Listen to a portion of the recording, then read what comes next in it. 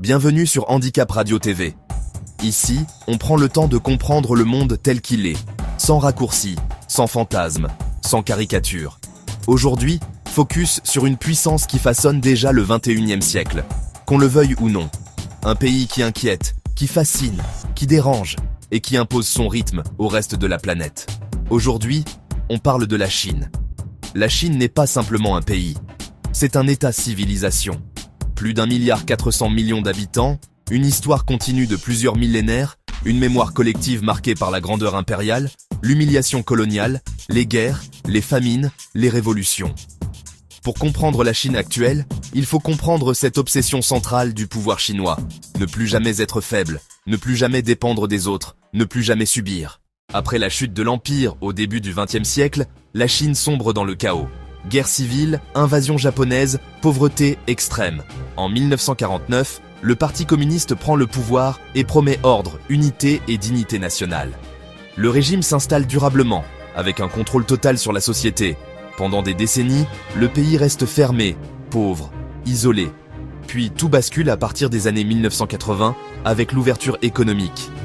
La Chine accepte le capitalisme, mais sans jamais lâcher le contrôle politique. Le résultat est spectaculaire. En 40 ans, des centaines de millions de personnes sortent de la misère. Des villes géantes émergent. Des infrastructures colossales sont construites. Autoroutes, trains à grande vitesse, ports, aéroports. Le pays se transforme à une vitesse inédite dans l'histoire humaine. Ce développement devient la principale source de légitimité du régime. Tant que le niveau de vie progresse, la contestation reste marginale. Mais ce modèle repose sur un pacte implicite. Pas de liberté politique, pas de pluralisme, pas de presse indépendante. Le parti décide, le peuple suit. Toute opposition organisée est neutralisée. Les médias sont contrôlés. Internet est filtré. Les plateformes étrangères sont bloquées ou étroitement surveillées. L'État façonne le récit national, glorifie la puissance retrouvée et désigne régulièrement des ennemis extérieurs. Sur le plan économique, la Chine devient l'atelier du monde. Elle produit pour tous, à bas coût, puis monte en gamme. Aujourd'hui, elle domine des secteurs clés: batteries, panneaux solaires, terres rares, électronique, véhicules électriques. L'État soutient massivement ces entreprises stratégiques, parfois au mépris des règles du commerce international. Pour Pékin, l'économie n'est pas un marché libre, c'est une arme géopolitique. La technologie occupe une place centrale dans cette stratégie.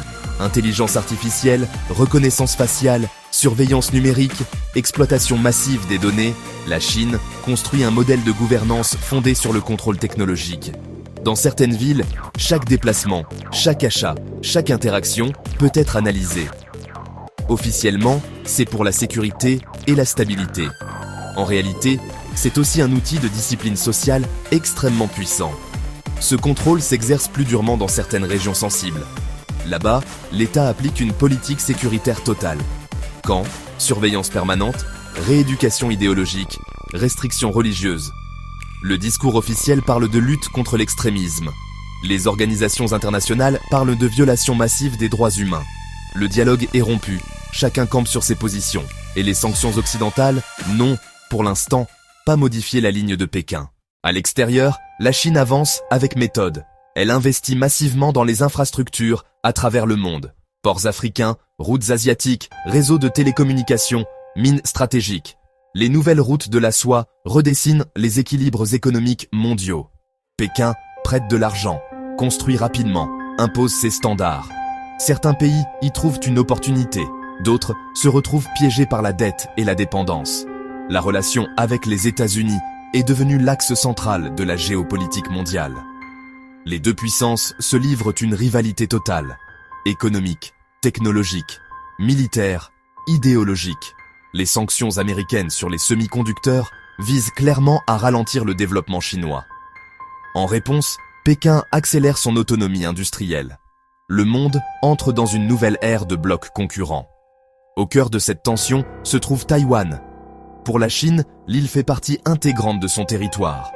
Pour les États-Unis et leurs alliés, toute invasion serait inacceptable. Les exercices militaires se multiplient, les déclarations se durcissent. Le risque d'erreur de calcul est réel. Une crise autour de Taïwan aurait des conséquences mondiales immédiates, économiques comme militaires. À l'intérieur du pays, Les fragilités s'accumulent, la croissance ralentit, le chômage des jeunes atteint des niveaux inquiétants. Le secteur immobilier, pilier de l'économie, s'effondre par endroits. La population vieillit rapidement, conséquence directe de décennies de politique de l'enfant unique. Le modèle chinois, longtemps fondé sur une croissance infinie, arrive à un tournant critique. Face à ces défis, le pouvoir mise sur le nationalisme, la discipline et le contrôle. La Chine se présente comme une alternative au modèle occidental, qu'elle décrit comme décadent, instable et hypocrite. Elle propose une autre voie, autoritaire, efficace, centralisée. Ce discours trouve un écho dans de nombreux pays qui rejettent les leçons de morale occidentale. Mais la société chinoise n'est pas monolithique. Derrière l'unité affichée, il existe des frustrations, des aspirations silencieuses, des colères contenues. Beaucoup de citoyens veulent simplement une vie stable, un travail, un avenir pour leurs enfants. D'autres rêvent de plus de liberté, mais savent que le prix à payer est élevé. Le système tient par un équilibre fragile entre prospérité, peur et fierté nationale. La Chine d'aujourd'hui n'est ni un mythe, ni un monstre, ni un modèle universel. C'est une puissance complexe, rationnelle, déterminée, parfois brutale, parfois pragmatique. Elle ne cherche pas à devenir une démocratie occidentale. Elle cherche à imposer sa propre vision du monde, à long terme, sans compromis sur le contrôle interne.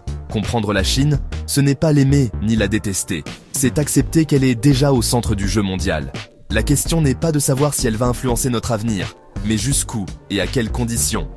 Le 21e siècle se joue en grande partie là-bas. Et fermer les yeux serait une erreur stratégique majeure. Si ce podcast t'a apporté des clés pour mieux comprendre le monde, prends 2 secondes. Abonne-toi à Handicap Radio TV, partage autour de toi et active les notifications. Ici, on décrypte l'actualité en profondeur, sans bruit inutile, sans bullshit. À très vite pour un nouveau décryptage.